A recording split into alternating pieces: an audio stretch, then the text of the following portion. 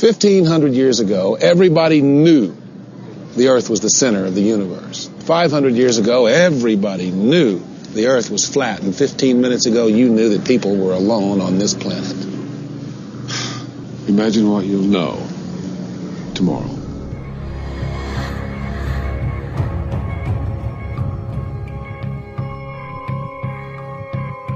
Yes, what you will know. More than you could have ever imagined in your wildest dreams and unmedicated fantasies. You will know so much more, like who you really are, and know that you are not alone in your journey and never will be, as together we go on the greatest adventure in your many lifetimes. To the inner sanctums of Gnosis in these outer rectums of reality.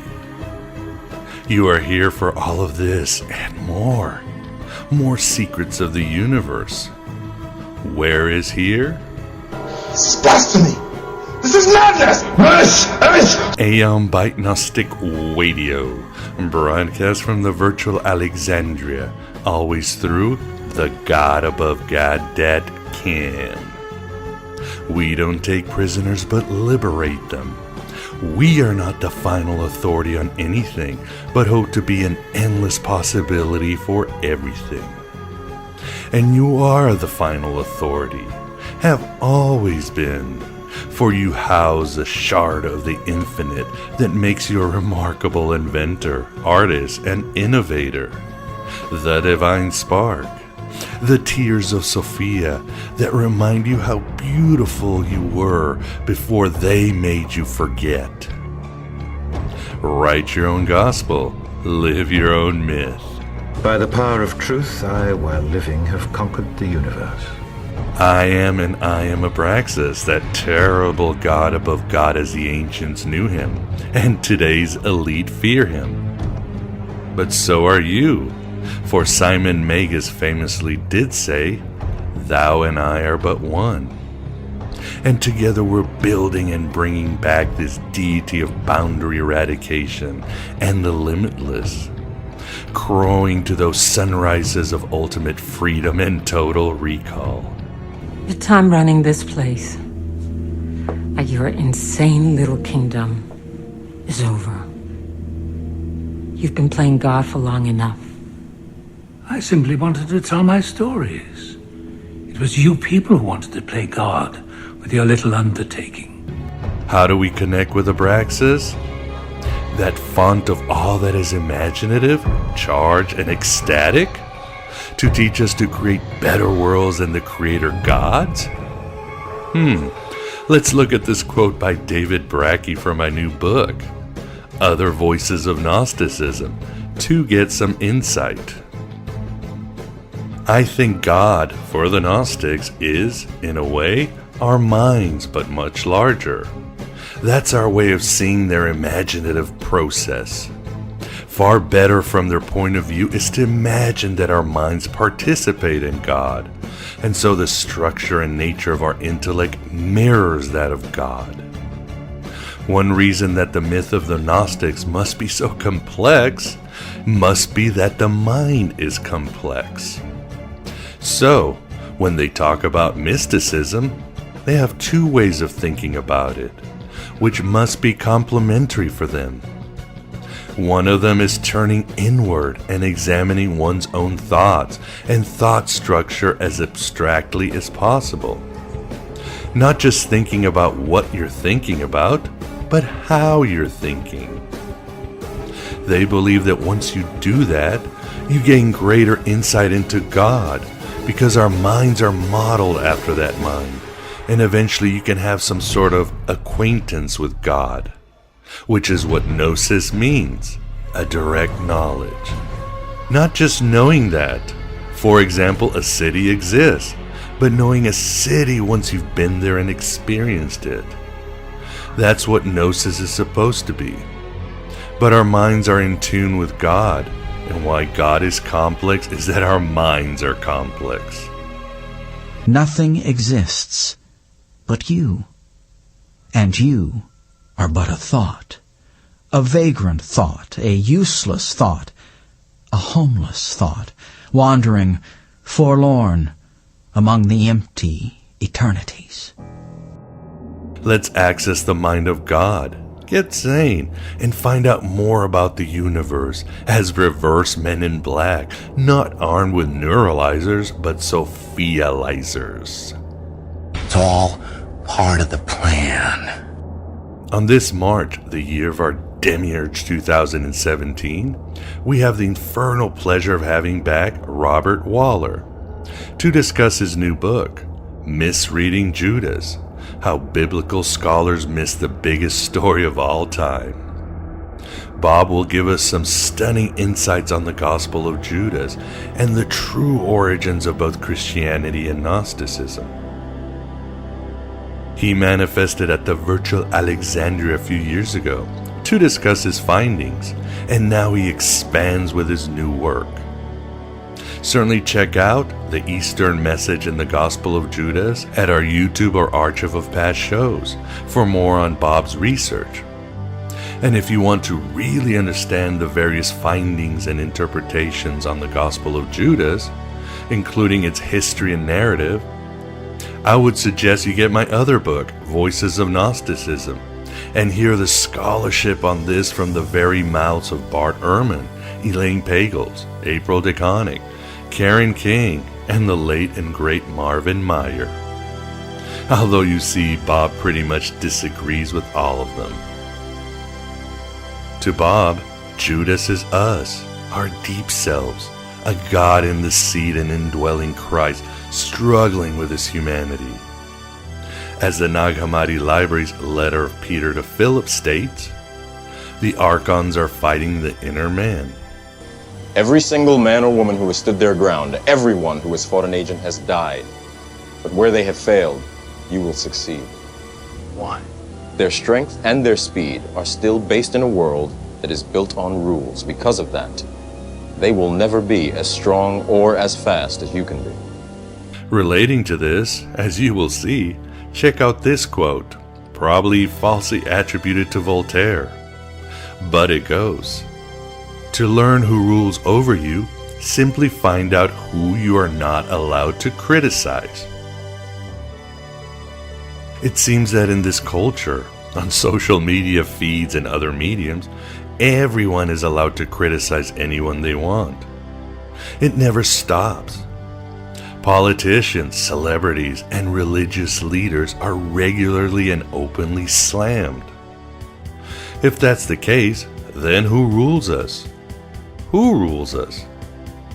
The answer lies inside, to the place few of us want to go, and certainly not criticize, our very own ego. You created me. I didn't create some loser alter ego to make myself feel better. Have I ever let us down? How far have you come because of me? This is bullshit. I'm not listening to this. You are insane. No, you're insane. And we simply do not have time for this crap. Welcome to an extroverted society at the dusk of its existence. Let's not fight the inner man and take on the demiurge inside of us. We are so afraid to criticize. That shadow self we project on others every day. Like the Damon of Neil Young sang, "Old demiurge, take a look at my life. I'm a lot like you. I need someone to love me the whole aeon through." God isn't interested in technology. He knows nothing of the potential of the microchip or the silicon revolution. Look how he spends his time. 43 species of parrots. Nipples for men. Don't forget that our archive of past shows, you can now get 10 years worth with the best and brightest in Gnostic studies and Western esoterica for a mere $5.99. That's it. No contract or minimum payment. You'll also gain private entrance to our Inner Sanctum of Gnosis Facebook group, where you can ask me anything, and some guests in the future, and you'll get exclusive content in the near future as well, in the form of videos and other sinful goodies. Consider this also as a way to support this Red Pill cafeteria that depends solely on your sponsorship. Beyond that, please support in any way you can. A few shekels here and there, perhaps via PayPal or Patreon, where you pay only if I produce. And so if you pledge $1 a show, it might cost you, I don't know, $4 or $5 a month, as that's the usual amount of content I create every lunar cycle. Don't forget our Amazon affiliate program at thegodabovegod.com. Buy any of the books listed there and through there, and I get a kickback. For example, clicking the graphic or link to other voices of Gnosticism at the homepage. Even if you don't buy the books or book and then buy something else, taking the book out of your cart, I still get a kickback. Consider the godabovegod.com as your Amazon portal. All methods of support are found at, yeah, you got it, thegodabovegod.com. Or just email me at Miguel, M-I-G-E-L, at thegodabovegod.com. Welcome to the desert of the real. Much appreciation to you Knights of Alice and Pink Beam Warriors who support this eternal soundtrack of the counterculture on a weekly basis. I can't do it without you. I'm getting closer to funding the sequel to The Adventures of Shark Boy and Lava Girl, as well as the Roadhouse Easter special. Beyond that, we're doing so many wonders together. So many wonders that Jehovah and his butthurt slaves in the establishment are trembling, shaking in their Pizzagate underoos, because we know the mind of the true God and are finding out so many wonderful things about ourselves and the domain beyond the stars. Heresy shouldn't be this much fun. And it will be as we go to the interview with Robert Wahler on Misreading Judas. But first, sponsorship content by Dr. Ford. Here it is.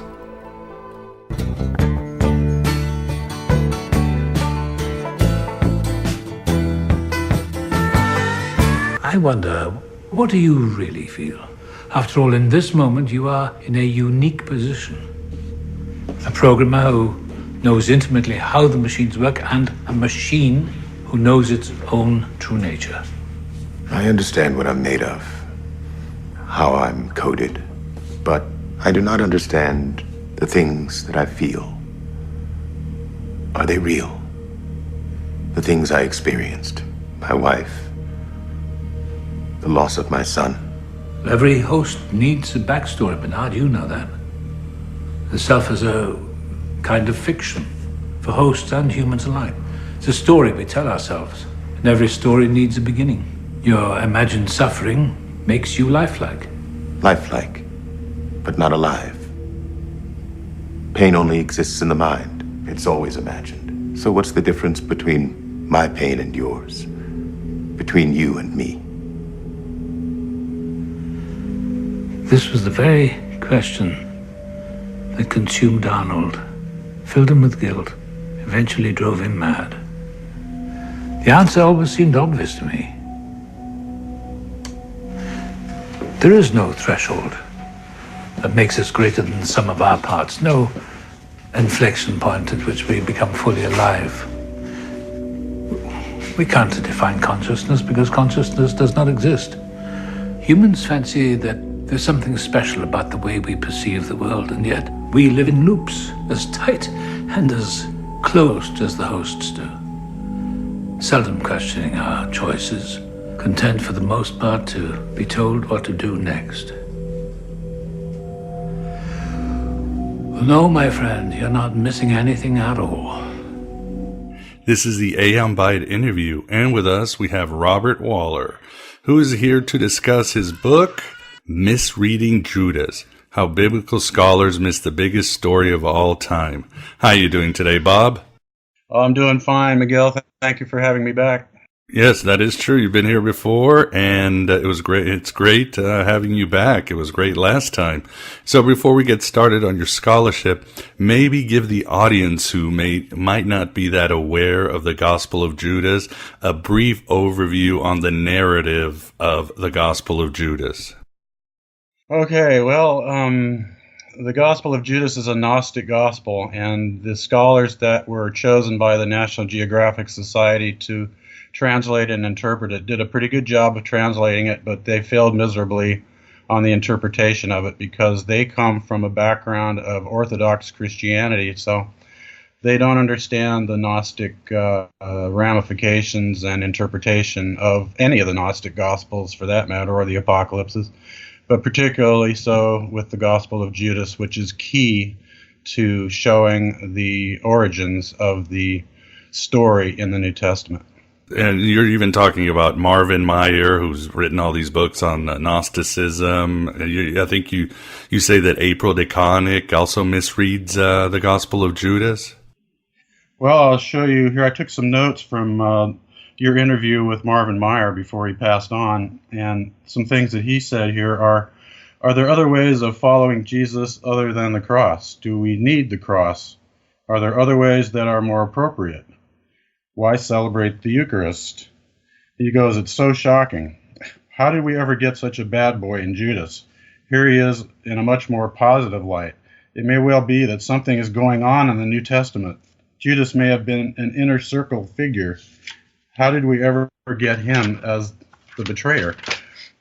He goes, maybe this deserves a second or third look. It may have been handing Jesus over, in quotes, to the authorities as a way to smooth things over between Jewish authorities and Jesus. It says it would have been nice, let's see, even in the church, we're hearing that there is another story here, like Thomas, doubting Thomas may not be doubting. Peter may not be denying Jesus. And I put a note there of my own, he wasn't, and I'll show you that later from the Apocalypse of Peter. So even scholars as leading as Marvin Meyer are wondering what's going on now that we have a completely different figure to show for Judas in the Gnostics, the Gospel of Judas. Very interesting. Well, before we get into the scholarship, just give the listener what exactly happens in the Gospel of Judas. What is the story there? It starts out pretty orthodox, with Jesus appearing to show Judas the word or revelation. It says it's the apophasis logos that he's spoken, supposedly. It's just a euphemism. He's giving it to him spiritually. That's the incipit, the very first line. And he's describing the author. Of course, it's not Judas. It's whoever wrote the Gospel of Judas is telling the reader that Jesus has come to give Judas the apophasis logos. Now, apophasis is the Greek loanword meaning that which is said without saying. They don't understand what that means in Orthodox teaching because they don't realize that this is the same word in John. In the beginning was the word, and all that is unspoken. It's the apophasis logos. It's a spiritual thing that's imparted. The word is not the Bible. The word is the logos. It's an ethereal entity that is transmitted from one Gnostic to another. And it starts in, traditionally, starts in with the 12 disciples were called because there was, a lot of iniquity in the world and whatnot. But the real import starts at 33, where it's the secret discourse of the proclamation in which Jesus spoke with Judas Iscariot. This is the very beginning, which I was talking about with the apophasis logos. During 8 days prior to the 3 days before he kept Passover, the Coptic term for secret discourse of the proclamation is apophasis logos. That's what the scholars have translated it as. They miss that it's the unspoken word. So he's called upon earth, performing great signs and wonders for humanity, and the sons were walking in the path of righteousness, others were walking in transgression, so the 12 disciples were called. And that's about as far as it goes with the Orthodox version of Judas. And then it starts kicking into the mystical part. He's begun to speak with them about the mysteries above the world and what would happen up to the end. This means the end of their lives, not the end of the world. On a number of occasions, he didn't show himself to his disciples, but rather as a child. And that's a mistranslation of the Coptic HR or H-O-R-T or H-R-O-T. It's a Bohairic Coptic word for apparition. Somebody else has pointed that out. It was in Meyer's book. That there's other people that think that that might not be a child. That's an apparition. Jesus appears in spirit form in meditation. It's not as a child. Indeed, I say to you, no race of the people among you will know me. He's saying that the people that are meant and destined for the higher realms are the ones that are going to know him, not the ones in this world. Your God who is within you and his stars have become contentious with your souls. This is the lesser God of the disciples, Yaldabaoth. Let the stable one among you bring forth the perfect human and stand before my face is his challenge to the disciples. This is the first reference to the perfect human, or the man that bears me, which comes later in the text. The inner master is the one he's asking to come out and stand before him. Now, the first critical area here is 36, 1 through 4. For indeed there is another who will take your place, so that the 12 and what they thought it was disciples. And then they found that it wasn't disciples. I guess it was some holes in the text there. And Lance Jennett is a younger scholar who's come along and given a better translation of that, has it as elements. Indeed, another who will come and take your place, so that the 12 elements shall be complete in their God. This is Jesus to Judas. It's not a reference at all to the disciples. It's a reference to the 12 elements that make up the human form, the complete human form. This is how Judas returns to the pleroma. And that making him complete is not Matthias coming and making the 12 disciples round in 12 number again. You know, this is what they say in the Gospels and Acts. The election of Matthias to replace Judas is what they thought this refers to, but it's not. That kind of starts it off, and of course it goes into all the other details of the pleroma and the different entities that make up the Gnostic hierarchy and all. We discussed that before in our first interview. But the key is really back at 55, where Judas is putting a question to Jesus. What then will those who were baptized in your name do? He's asking a direct question about baptism into the apophasis logos. What will they do? And Jesus answers, truly I say to you, this baptism, which they have received in my name, will wipe out the entire race of the earthly Adam. Now that's the worldly person, the personality of the disciple, the lower self. That's what it's called in Eastern mysticism, the lower atma, or lower part of the self. Okay, it will wipe out the entire race of the earthly Adam. Tomorrow, he who bears me will be tortured. And of course, everybody thought that, well, that must be Jesus. He's going to get tortured, right? But no, this is Jesus telling Judas that the disciples are the ones who bear him and will be tortured. Indeed, I say to you, this is to all the disciples because it's plural, no hand of a dying mortal will fall upon me. Jesus is answering Judas's question. He addresses his answer to all the disciples. He's telling them what will happen to them, not to him. He who bears me is them. It's a generic archetypal reference to the ones who have taken on the master, not to Jesus.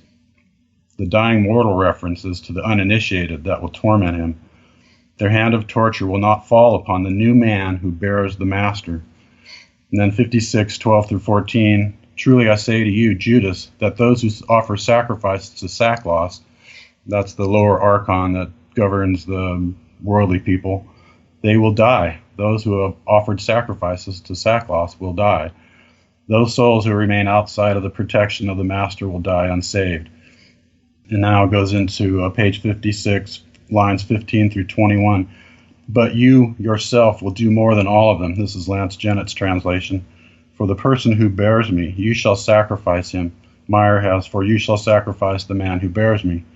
Jennett's version is probably more literal, but it's more awkward. In any case, it isn't about Jesus at all. Jesus is telling Judas, in answer to his direct question about what those who are baptized in his logos will do, that he will willingly sacrifice his own personhood in exchange for the Master's. This baptism in his name, Jesus says, 56, 4 through 6, will destroy the earthly former self of the initiate. But it doesn't say what they will do. Later lines tell of how these initiates will suffer at the hands of lesser beings, but not feel the blows. That's what I just read. Also, Judas is told that those who sacrifice or show fealty to sackcloth, the god of this world, will die to God unsaved. But you yourself, begins his answer to Judas's question. Here it is. Judas will sacrifice the man who bears his master. He will sacrifice himself.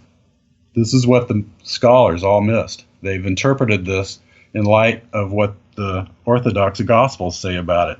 But my contention is that this is the original tradition. And it doesn't matter when this copy that we have was written. The composition is what's important. We don't have the original Greek. What we have is the Coptic. And nobody knows when the Greek was composed. It has to go back as far as Irenaeus, which is 180 CE, as you know. And it could have been before that. It could have been contemporaneous with the canonical Gospels. My contention is that this is the original and that it was turned around. And the way we can find out is through looking at the apocalypses in Nag Hammadi, the apocalypses of James, Peter, and the Apocryphon of James, and that's what I'll get into today. I covered a little of that in the first interview, but I didn't really get into it much, so I'll cover that in detail this time. Before we do that, Bob, so you have the argument of Judas being sort of the necessary hero, and then you have Deconic saying, and others, that he is sort of the villain. He's an incarnation of Yaldabaoth. As you're describing, who is Judas really? It doesn't matter if he's the demon or not. If he's the demon, it's referring to the lower self. Everybody's composed of a lower self and a higher self. The Atma, it's the Eastern idea of the overself. That's the Atma, Paramatma. We have this construct that we create so that we can function in the world. Everybody has to have a personality to relate to others, but we're all part of the pleroma in essence. So this is the overself. And what they're talking about, the demon or daemon, whatever, it's only used once in the Gospel of Judas, so it's not an important concept. This is referring to the unregenerated Judas. He's a transformative Judas. All of us are. We're all on the path to being transformed. Even masters have to transform. Masters have to have masters. So this is the story of the coming of a new master in the person of Judas. And I'll show that it's not Judas. He's a stand-in for James the Just. Yeah, that's very interesting. I think we should get into that, how he's a cipher, and you do a good job in your book. But before we get into that in the Apocalypse, what about the argument of that he will take the 13th aeon or the 13th heaven? Isn't that supposed to be negative? Not necessarily. In the book of Jew, J-E-U, and Sophia, the Pistis Sophia, the 13th realm is a heavenly realm. It's a positive place. I don't have the references to that at hand, but Marvin Meyer's aware of that, and that's what he used in his rebuttal to April Deconic when she protested about the daemon being not a spirit, but being an evil demon. You know, there's other Gnostic texts that can be cited which have a positive connotation to demon or daimon or whatever, the 13th region. It says that you will rule the 13th in the Gospel of Judas. He's not part of it necessarily. He's going to rule. So all these things are below him. He's elevated to the highest point where he's actually ruling the others. And so at the end, do we really know what happens at the end of the Gospel of Judas? So we have Judas, this sort of becoming man. And is he the one that goes to the stars, or is it Jesus? Does Jesus really matter? I don't think Jesus really matters. He's just being used in this as a means to hang the narrative on it. My belief is that Jesus is a construct from John the Baptist and James the Just. They were using Jesus, as the canonical Gospels were doing, as the central character of the narrative. He didn't have a real counterpart in reality in the real world, but Judas does. He's James the Just, recorded in history as James the Just. There's two ways we know that from the Gospel of Judas. The first is the vision that he sees of fellow disciples stoning him. He says that after after the disciples relate the vision they've had to Jesus of being priests and whatnot offering sacrifices on the altar, in a very negative, very downbeat scene of, people sacrificing their relatives and committing all kinds of fornications and things. Then Judas tells Jesus he has a vision of his own where he sees the 12 disciples persecuting him severely and stoning him. The only person who is historically recorded in the first century being stoned by fellow disciples was James the Just. And a recently found fragment that was put into page 55 says, Israel shall come, bringing Israel out from Egypt. Genesis 35:10 says, Jacob will no longer be called Jacob, he will be Israel. Yeah, when it says, Israel shall come, bringing Israel out from Egypt, the first Israel is a person. And then Israel, of course, the second time is Israel the nation, will be brought out from Egypt, which is a standard way of describing the world. Egypt is always used as a euphemism for the world. It's the whole, Exodus parable, which I've covered in my first book, The Bible Says Saviors. I talk about Egypt as a stand-in for the world. So Jacob, it wouldn't be the patriarch Jacob, because this is, of course, first century.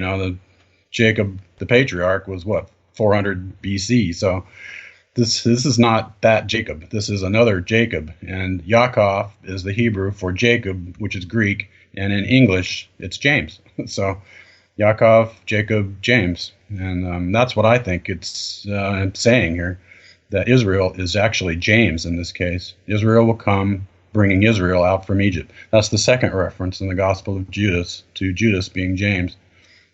Lance Jennett mentions in his work that the star that's mentioned, the first star, I don't have it in front of me again, but he says that that would represent Judas coming as the first star.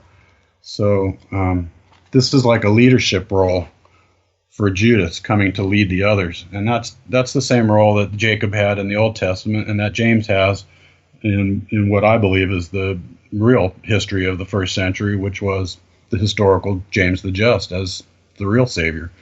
So anyway, that's the connection, with the Gospel of Judas.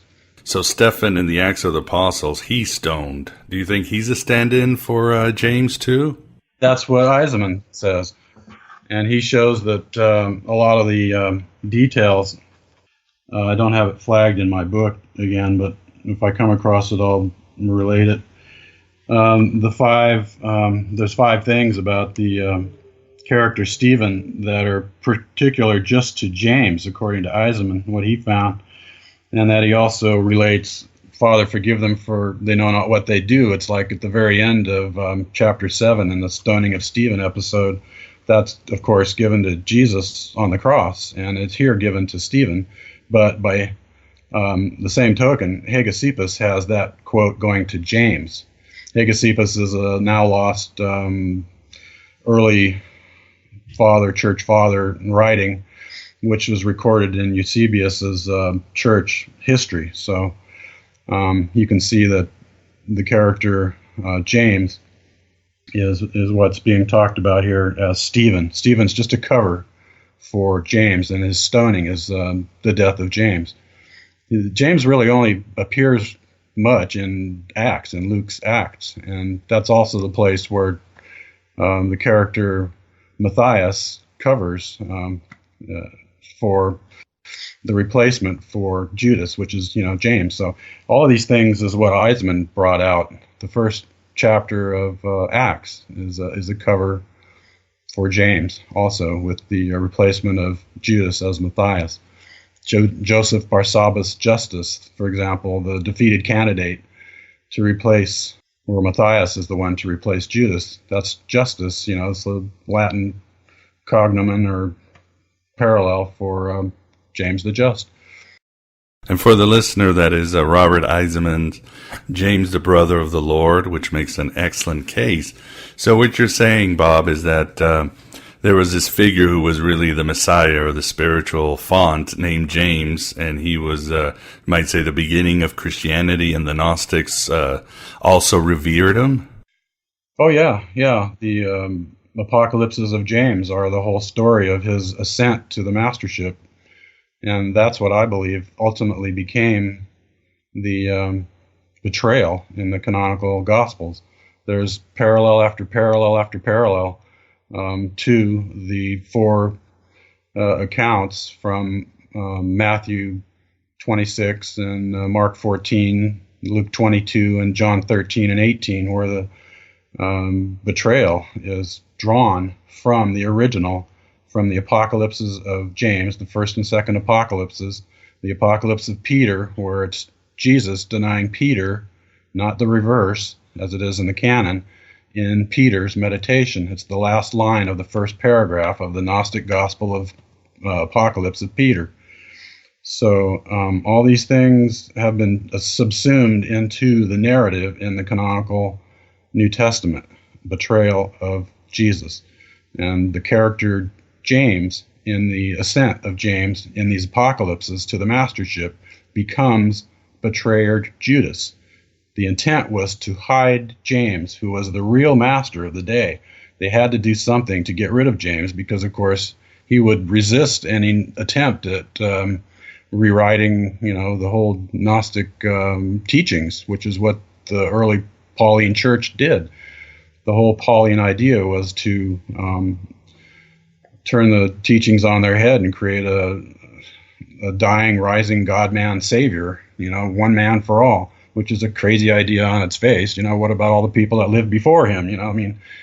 They're supposed to be saved too, or have an opportunity, I would think, and they don't. So, it doesn't make any sense, but that's what happened, I think. And I think it's provable because of the parallels to the canonical betrayal. So tell us a little bit about the other apocalypses from the Nag Hammadi and how they support the message of the Gospel of Judas. Well, there's like I said, there's like 5 of them: the Apocryphon of James, and then the 2 apocalypses of James, the Apocalypse of Peter, and the Gospel of Thomas also. The Gospel of Thomas is probably the earliest, if not Judas being the earliest, where I think it's the 12th logion, whatever they call it. You will go to James, for whom heaven and earth were created, when Jesus is asked by the disciples who they were to go to, because Jesus was going to soon be leaving them. The disciples knew that Jesus was destined to go to his destiny, and who's going to be their leader, right? So that's an early sayings gospel. It's one of the earliest forms of gospel. That's well known among biblical scholars, the Gospel of Thomas. So that's one of the earliest incidences showing the lofty position of James. Another is the Apocryphon of James. And I can just read through some of these. Woe to those who have seen the Son of Man. This is the same as the woe to that man by whom the Son of Man is betrayed, from Mark 14:21. Blessed will they be who have not consorted with the man, and they who have not consorted with him, and they who have not spoken with him. This is the same as sacrifice the man in the Gospel of Judas. At 14:40 in the Apocryphon of James, that when I, Jesus, have come, I might ascend again. This is paired with, and again he came, rise, let us be going, Mark 14:40 and 42. But pay heed to the glory that awaits me, Apocryphon of James 14:26. Is paired when he, Judas, had gone out. Jesus said, now is the Son of Man glorified. Everybody assumed that was Jesus in John 13, talking about himself glorified when he's crucified, but it's not. This is referring to James. He goes, now is the Son of Man glorified, not later when he's crucified. I, Jesus, shall depart from you. I shall strip myself. That's 14:33 through 35 in the Apocryphon of James. In the canon, it's a young man named James followed. This is a young man, who is James, followed him and fled naked, or rose. So these are parallels from the Apocryphon of James. Makes sense. Makes a lot of sense. And what about the Apocalypse of Peter? Does that tie in with the Gospel of Judas? I think you're right about that too. Oh, yeah. At the beginning, the first paragraph is an inner vision of Jesus. Peter denies Jesus a 3rd time in all 4 Gospels. But this is after Jesus comes to them 3 times and finds them sleeping in the garden, right? They're actually trying to meditate, and he tells Peter that his concentration is not complete. There's three pieces here that are the same in both sources: the denial of 3 times and in this night. This is not a coincidence. It comes after the 3 times of coming to them. So, as he was about to reprove you 3 times in this night, in the apocalypse of Peter is the counterpart to the denial of Peter. It's reversed, just like Eisenman found in the Dead Sea Scrolls, where they've created an invert situation of like the blood purity observances of the Essenes at Qumran as part of the blood sacrifice theology of Paul. That's always inverted. That's the MO that they use to write the canonical version of what was the original Gnostic or Essene version of mystic truth. So these things have been inverted and turned upside down. And here it is with the 3 denials of Jesus by Peter. It was actually the 3 denials of Peter by Jesus in the apocalypse of Peter turned around to 3 denials of Jesus by Peter in the canon. And I just found out this by noticing that it was after 3 times of Jesus coming to them and finding them asleep. That's another euphemism for meditating. They're in the garden. They're not on watch. It means they're not watching in meditation. In the walking on water parable, I think it's in Mark, they talk about Jesus coming to the disciples in 3rd watch. That's 3 to 6 a.m. And the Roman configuration of watches. There's the 3rd watch, and that's the prime time for meditation, early morning. So that's a reference to what they're doing. And he even says, won't you stay up and watch with me for an hour, pray and watch. Now, most people don't pray for an hour, so his watching is praying. That's Matthew 26:40 and 41. So these things all had an origin in the mystic Gnostic sources where they were taken and then put into the canon and reversed. That happens over and over, and I can show you a lot more. Why don't you give us maybe one more example, and then maybe go into more of the Eastern, I don't know what, sensibility of the Gnostics and these writings that you found. And maybe some listeners can relate who probably are more familiar with the Eastern traditions, because not that many people really know about the Gospel of Judas. Well, I can read you. Let me just bear with me, and I'll read you the heart of the source for the canon. Sure. It's in the first apocalypse of James, excerpts 30:15 through 33:10. When James heard of his suffering and was much distressed, they awaited the sign of his coming, and he came after several days. And James was walking upon the mountain, which is called Galgalon, with his disciples, who listened to him because they had been distressed. And he was a comforter, saying, "This is the second master." Then the crowd dispersed, but James remained in prayer, as was his custom. The Lord appeared to him. Then he stopped his prayer and embraced him. He kissed him, saying, "Rabbi, I have found you.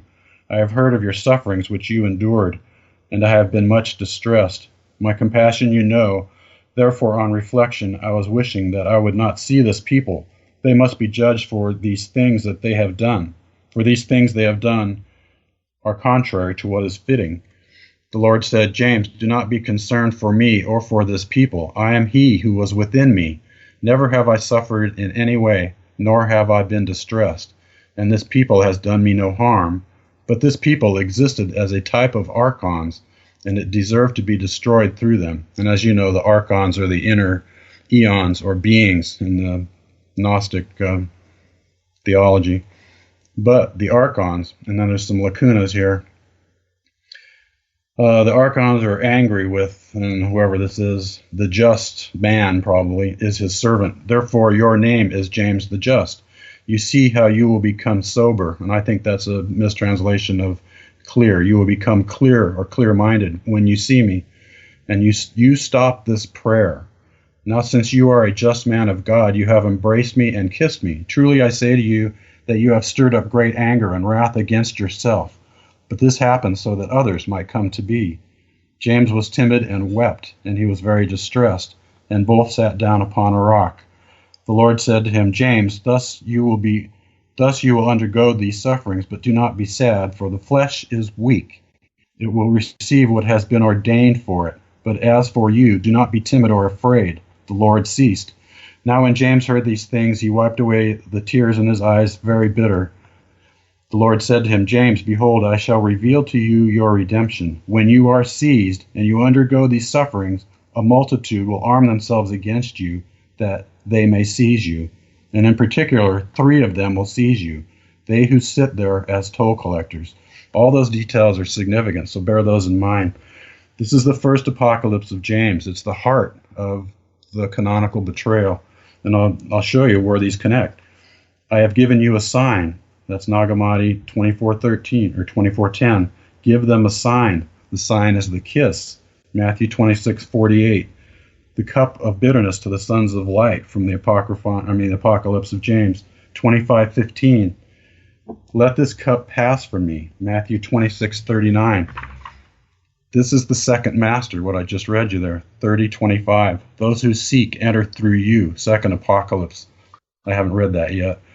I know whom I have chosen. That's John 13:18. That's the pairing with the second master.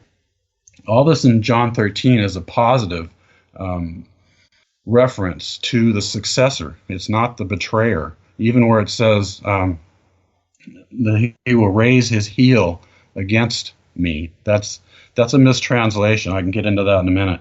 Then the disciples dispersed, but James remained in prayer. That's 30:25. He withdrew and prayed. Luke 22:41. I am he who was within me. Apocalypse of James 31:15. I know whom I have chosen, and I am he. John 13:18, 19. As many people know, the book of John is like these chapters, like 12, 13, wherever it is, are the I am segments of the mystic or spiritual side of John. I think all that began here in these apocalypses, because there's a lot of I am statements here in these apocalypses. You will undergo suffering, 32:15 in the apocalypse. He began to be sorrowful and troubled, Matthew 26:37. That's the pair there. You are aware and stop this prayer, 32:15. Sit here while I pray, Matthew 26:36. The flesh is weak, 32:20. The flesh is weak, Matthew 26:41. It's word for word. It will receive what has been ordained for it, 32:20. Thy will be done, Matthew 26:42. Jesus comes 3 times. That's Matthew 26:40 through 44. And that's paired with the 3 denials, which are, of course, reversed in Matthew 26:70 from the Apocalypse of Peter. You have embraced and kissed me, Apocalypse of James 32:5, is paired with he said, Hail, Master, and kissed him. And here's how we know that the original was not the canon. In the original, you have, he said, Hail, brother, in the second Apocalypse. It was changed to Hail, Master in the canon because it came later after they had the virgin birth theology they had to defend. They didn't want Jesus to have family, so they had to change the Hail, brother to Hail, Master. It's paired in its same location and in almost the same wording, except brother was changed to master. Why did they change it? It was changed because they had to protect the virgin birth theology. A multitude will arm themselves against you. Apocalypse of James 33:5 becomes band of soldiers with weapons in John 18:13 and Mark 14:43. This is the armed multitudes of archons. It's turned into the armed multitudes which are with Judas coming to arrest Jesus. Seize you at 33:5 is seized him, Matthew 26:48 and 50 and John 18:12. In particular, 3 of them will seize you, 33:5. A band of soldiers, their captain and their officers seized Jesus, John 18:12. This is those 3 where I just read you that there's, in particular, it says 3 of them will seize you, they who sit there as toll collectors. You've got this in 2 different versions. In one, it's chief priests, scribes, and elders, Mark 14 and Luke 22, or it could be a band of soldiers, their captain, and officers. That's in John 18:12. So take your pick. There's the same thing paired twice. When you come into their power, their guard will call to you, 33:13, 14, the Apocalypse of James. Whom do you seek? They answered him, Jesus of Nazareth, John 18:4 and 5. And finally, you are to say to him, I am a son, I am the Father. Apocalypse of James 33:16 and 17 with I am he, John 18:6. Now that's just from the first Apocalypse of James. There's more. There's more. Yeah, we could go all night. So what you're saying is the Apocalypse of James is sort of the supreme or the main gospel where all of this stuff flows out, or at least it has the truth. And they all have the kiss, both apocalypses of James, and I think all four. Oh wait, maybe they don't have it in John, but the three synoptics do have the kiss. So, I mean, this is where it came from. It was a kiss from James to Jesus as a sign of spirit transfer, and turned into a sign of betrayal, where Judas kisses Jesus. So, this is how you know that Judas is James. I mean, what more do you want? Yeah, but you're still saying Jesus is sort of our higher self, our Brahman. He wasn't historical. Well, I think that Jesus was Paul's heavenly redeemer figure, and that his fleshing out in the Gospels came from the lives of John the Baptist and James, because there's a perfect, parallel between the illegal arrest and trial and the killing of James, which happened in historical sources, with the trial and the betrayal, the trial of Jesus. So we have no historical record of that happening for Jesus, but we do for James, and for all three: the betrayal, the trial, and the passion. And isn't it more or less the same? James, the message of James was just too radical for the Jewish and Roman authorities. He just had to go. Oh, sure. Yeah, well, that's probably why the church, rose to its ascendancy. He wasn't getting any traction with the Orthodox Jews either. So when the Pauline Church started to come into power, they had to do something about James. And I think that the church elders, the early Pauline Church, Proto-Orthodox Church, which that's the term that Bart Ehrman gives it, Proto-Orthodoxy, was brought into being in order to minimize or to eliminate James, and that's why he was turned into Stephen. And they had to do something because they know that something happened to James. They had to describe what happened to him. So rather than saying that Paul killed him, which is what the Pseudo-Clementine Recognitions at 170 says, you can check that. It's online. You can look it up. Saul, who is Paul, actually throws James off of the temple steps. And that's reflected, as Eisenman pointed out, with the dying of Judas falling headlong. The same word is used in the Pseudo-Clementine Recognitions, falling headlong. And that's how Luke describes the death of Judas in his version. Of course, in Matthew, he's hanging himself. But yeah, in Acts he falls over and his belly splits up. Yeah, his headlong is that same word. So, I mean, that's just another way to show, that it's a fictional version. The original is James's death, which is recorded historically.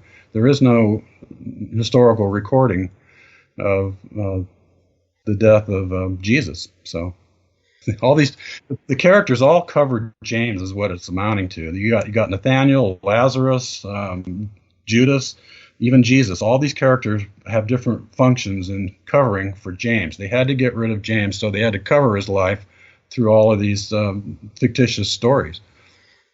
And that's what Eisenman started. I just took it from what he had with the replacement of Judas with Matthias, which he proves is fictional, and then went to the Gospels and looked for James there. And that's where I came up with a lot of these findings.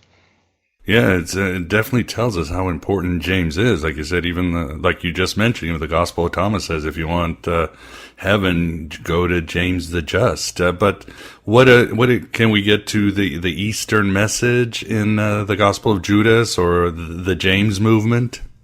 It's all about meditation. The apophasis logos is an ethereal word, just like it is in John. John 1:6-13 is about John the Baptist, not about Jesus. It's the word in John the Baptist. There is no single master throughout history for all time. The whole idea of a sacrificial martyred savior was invented in order to hide James. And you can see this throughout the canon. And in the Gnostics, a lot of these things show up as ways of describing how the mystic performs, the mysteries, really, is what it is. You have to realize the master within yourself. You're meditating upon the apophasis logos, realizing your master within yourself. That's why you will sacrifice the man that bears your master. And that's what Jesus tells Judas. So it's a very spiritual, very personal, very intimate, mystical thing. That's why they use the sign of the kiss. It's a sign of intimacy, between the disciple and the master. What could be more intimate than a man kissing a man that way? And the sword out of the mouth. All of these things are, tied. There's a whole series of the things I can tell you about the mystical origins of things like the sword attack on Malchus. Malchus is the final disciple at 18:9 and 10, where there's a mistranslation of the conjunctions that start those two lines. It's that the word of the Lord should be fulfilled. Therefore, Peter, having a sword, drew it and cut off the right ear of Malchus. All these details are significant. It's not the arrest that's being foretold. It's the initiation of Malchus by the sword of the Spirit. It's the mouth that issues the sword of the Word. It's several times mentioned in Revelations 19:13. I forget where it is, in 1:16, where it's talking about the sword out of my mouth. It's cutting the right ear, and it specifically states the right ear. Now, why is that? Jesus touches the ear and heals him. He doesn't heal the ear. I think it's in Luke that he's healed. All these details are significant in terms of the mystical application, the origin of it, which is overwritten in the story of betrayal. And it continues into the story of the disciple Malchus. Jesus says, "Shall I not accept the cup which the Lord has given me?" It's not the cup of his crucifixion. It's the cup of the sins or the karmas from Malchus. He's accepting this person as his final disciple. He's protesting against Peter and John not to initiate this person, because he's actually Jesus's disciple who he's supposed to take on this cup from. So all these things get subsumed into this narrative of a betrayal and a crucifixion so that they can have a personalized, martyred savior for all time, for all people. It's just not so. I mean, the origin is the Gnostic mystic relationship of disciple with master. It continues to this day. There's mystics in the East that are doing the same mystic transference of the apophasis logos, the word, whatever you want to call it. It's an ethereal thing. It doesn't depend on the written word. It's an ethereal, mystic transference of spirit. Makes sense. But the question would be, Bob, so the Sethians sort of, and later Gnostics sort of kept this secret, or not secret, but kept this ritual going, this attitude, this philosophy, and they wrote their own gospels. And at the same time, the Pauline church sort of coalesced into more orthodoxy. Why didn't the Sethians just call him James? Or do you think by the 2nd century they just had lost it? They'd lost the information. Well, it's in the Bible, too. In Genesis 4:26, at that time, men began to call upon the name of the Lord. The name of the Lord is the apophasis logos. It's the word. So that's Seth. He is the first master. At least the first. Goes all the way back to Genesis. So I don't know what the specific different writings are, Apocryphon or Apocryphon of John, I guess it was. A lot of these are Sethian Gnostic documents. There's different sects and all, but James was a key figure, obviously. He was better known, according to Dr. Eisenman, he was better known than anybody named Jesus. We don't have a recorded history of Jesus anywhere. In Josephus, it's a proven interpolation at the, Testimonium Flavium and wherever else he's mentioned twice. It may not even be, Jesus, Tacitus, and Suetonius. There's no recorded historical Jesus. These things are all myth. So, right. But there's plenty of James. Yeah, why are they so bent on creating a mythical person and then squashing somebody who was well known? James is very well known. But then again, there's people that are still trying to trade on that and trying to claim that they found the ossuary of James, which Dr. Eisenman, of course, came out the day it was announced and claimed that was a forgery. He was fast, yeah, I remember. People are trying to, cash in on this character James because they know how well known he was, and that's ironically exactly how Eisenman was able to prove that that was not his ossuary. Because if it had said that this was James, the brother of Jesus, if it had it reversed, as this is the tomb of Jesus, brother of James, then it would have been real because James was better known than Jesus. You can't be trading on Jesus, as the better known when he wasn't. So that was the point that Eisenman made. And that's how he was able to come out that quickly on it. I don't know, maybe there's still people that think it is his ossuary, but not according to Eisenman. And how did you become so interested in this, Bob? I mean, the Gospel of Judas was popular for a while, but it's pretty niche these days. I was just reading it over because it didn't make sense, where he says, you will exceed them all, for you will sacrifice the man that bears me. And after about the 12th time I read it, finally the light went on in my head, because I had been a Christian earlier on too, and I keep reading it myself the way that, Orthodox Christians would read it. That, it's the sacrificing of Jesus, right? So it was just like a light going on, I thought, oh my God, this is talking about Judas sacrificing the man that bears him. This is Judas that sacrificed, not Jesus. And then I go back, like I said, back to 36, 1 through 4, someone else will replace you, in order that the 12 is not disciples, it's the 12 elements. I think that was the origin of the Lucan version of Matthias. There's no Matthias mentioned in the Gospel of Judas. Why? Because he wasn't known yet.